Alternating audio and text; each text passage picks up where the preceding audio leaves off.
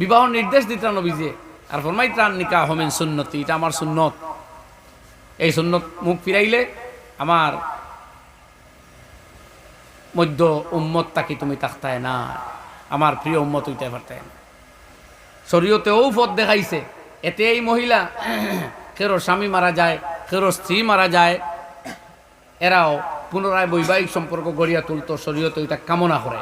এখানে শরীয়তের কোনো বাধা, কোনো ঘৃণা, সামান্যতম এই কথা না, বরং কেউ এটারে ঘৃণা আর বাধা করলে এর গুণ হইতে পারে। মনে রাখুন জানি এখান